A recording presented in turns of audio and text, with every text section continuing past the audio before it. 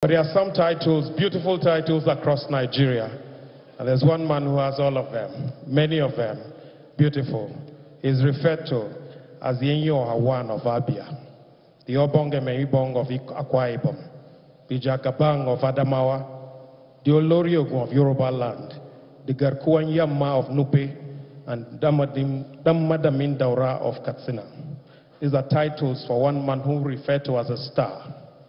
He is one who a politician described him as one with gold in his voice, silver in his hair, and platinum in his character. He's a progressive politician, a priest, a professor of law, a senior advocate of Nigeria, the 14th and current Vice President of the Federal Republic of Nigeria. Your Excellencies, distinguished guests, ladies and gentlemen, let's welcome for the address of the President of the Federal Republic of Nigeria, being presented today by Professor Yemi Osinbajo, GCON, Senior Advocate of Nigeria, Vice President of the Federal Republic. Please put your hands together for him as he comes up.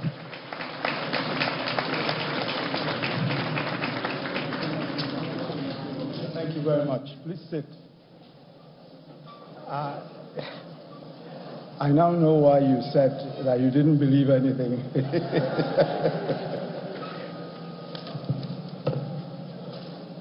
The Honorable Minister of Information and Culture, Alhaji Lai Mohammed, the Secretary General of the World Tourism Organization, the UN World Tourism Organization, the UNWTO, Mr.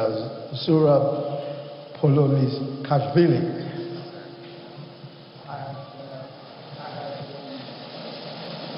Promised him that I'd practice that name several times, but he assured me that if I called him just Zurab, it'll be all right. So from now on, I'll just say Zurab, so I don't have to go through the long name until I master it. Honorable Ministers of the UNWTO member countries in the Africa region present, Your Excellencies of the Diplomatic Corps, heads of government agencies and parastatals present, development partners, honored guests, ladies and gentlemen. Let me join the Honorable Minister of Information and Culture in extending to you all a very warm welcome to Lagos, Nigeria. And in particular, we welcome the Secretary General of the UNWTO, Zurab, and his team. Thank you for partnering with Nigeria to host this first of its kind conference, and for choosing Nigeria as a platform for showcasing African culture in this way.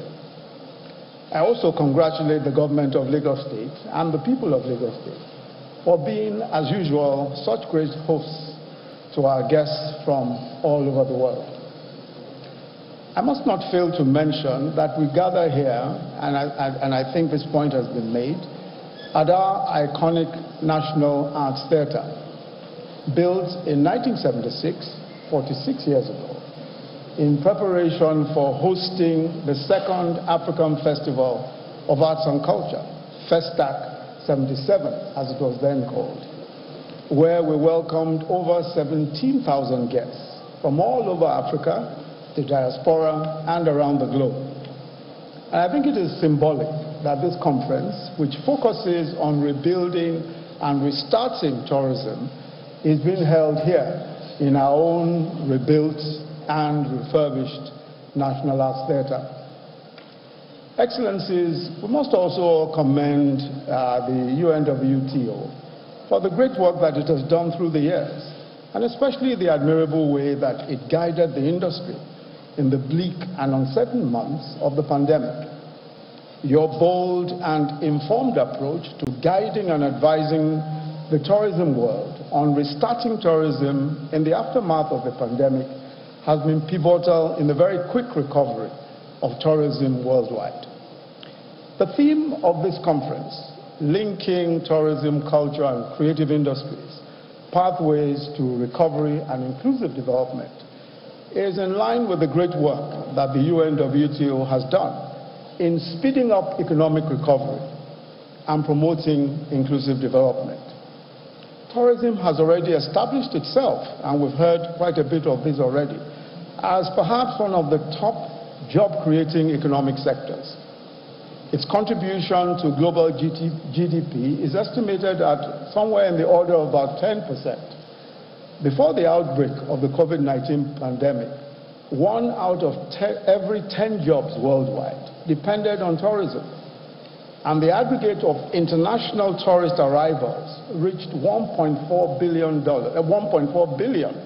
people as of early 2020, before the COVID-19 broke out.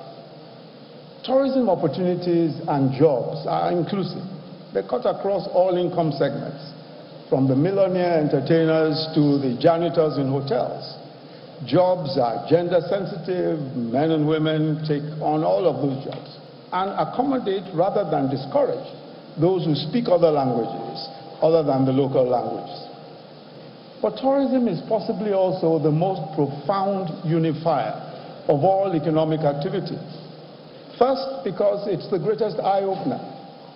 Those who leave their communities and visit other places are more likely to understand other people and respect their cultures, their creativity, and their wisdom.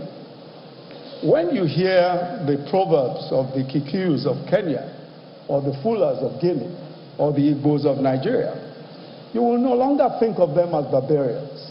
You will quickly recognize the richness of their ancestry and the nobility of their thoughts and ideas.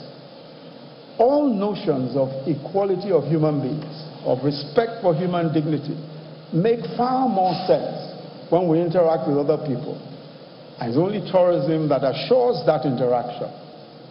But perhaps more importantly, tourism provides us humans an opportunity to do what we like to do best, to achieve the deepest desires of our hearts, which is social interaction, enjoying the company and the friendship of people from all over the world, reaching across race, across color, across language, to connect with our common humanity.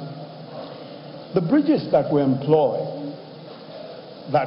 those bridges that we employ to cut across culture, to cut across language, are usually our cultural genres, our arts, our music, our crafts, our dances, our cultural festivals. Music, for example, as we all know, is a global language. Even those who don't know the meaning of the words of a song enjoy the rhythm. And some find out the meaning of lyrics, discovering the cultures and ideas that inspired them. But let me just test that theory of mine. That is that you don't need to understand the words of of any song to enjoy it and to be able to sing it. And that music is indeed a global, very, very global language. Let me just test that theory. How many people know this song? Koni baje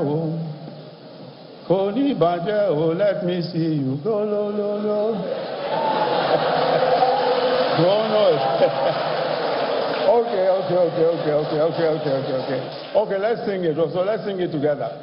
Koni baje o, let me see you go, lo, lo, lo.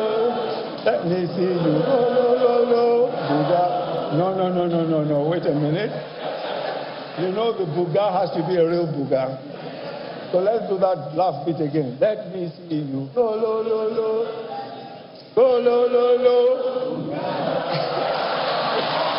You got it.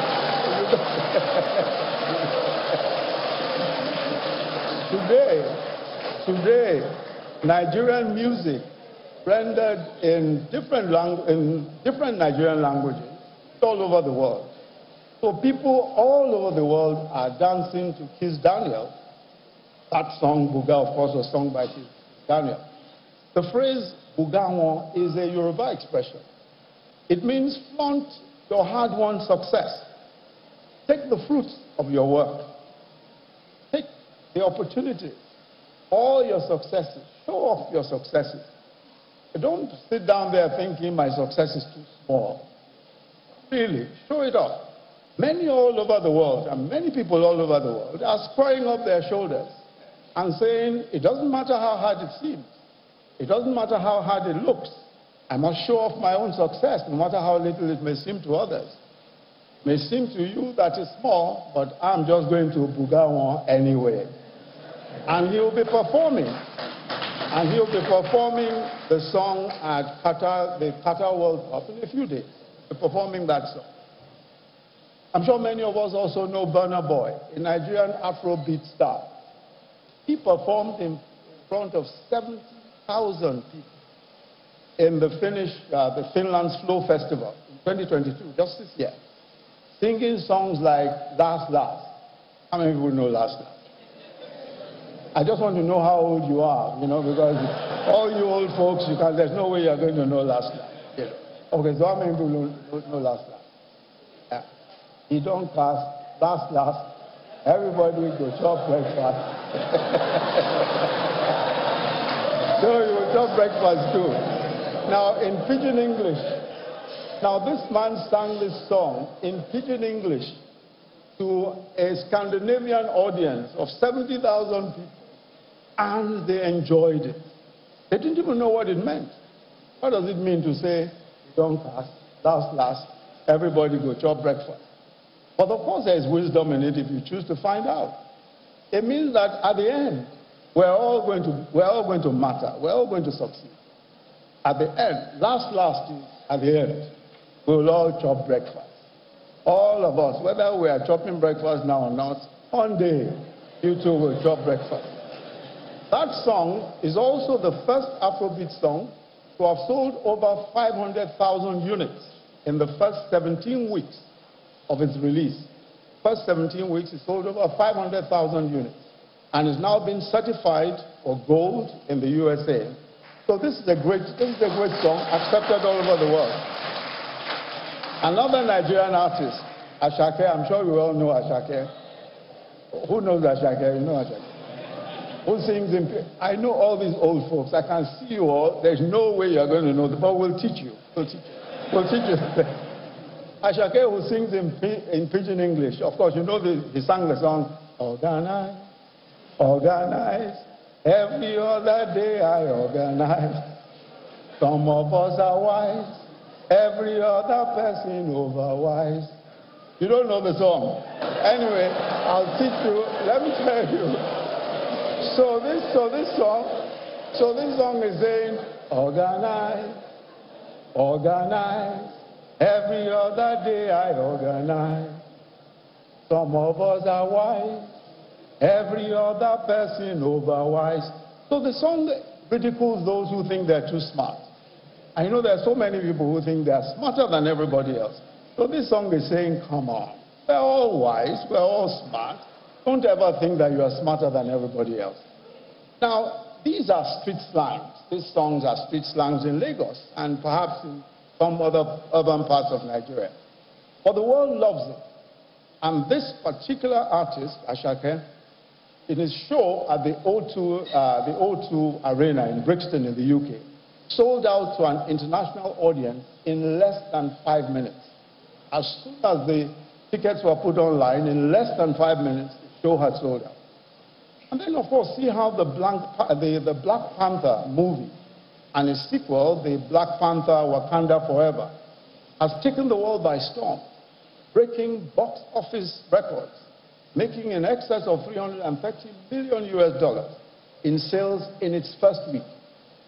And it's an important movie because it proved a point that Africans, local and diaspora, can, using music, actors, producers, and technical people who are African, create a movie that is outstanding cinematic and technical achievement all by itself, with modern songs, relevant with modern takes, modern cinematography, and loads of hit songs, written and sung by Nigerians and by other Africans.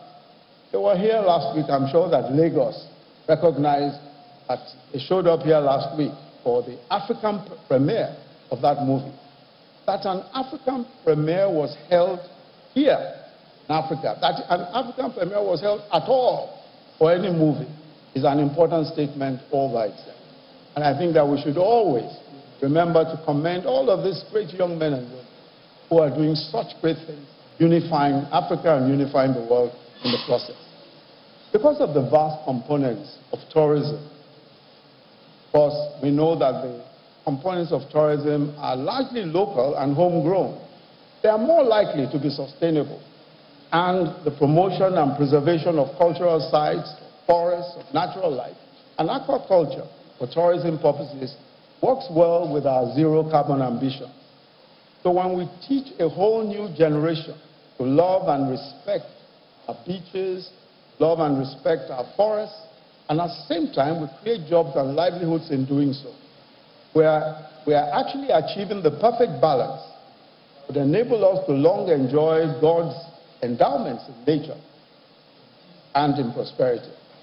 Let me again commend the UNWTO for not just this groundbreaking conference, but just all that it took to ensure that this succeeded. And I'm sure that all of us who are here who have experienced the last year or two recognize that this is such a well put together conference.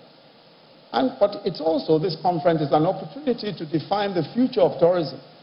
What more can we do to make the movement of people across borders easier? How can we counter the nativist, ultra-nationalist rhetoric of politicians who seek to demonize foreigners and promote racial segregation?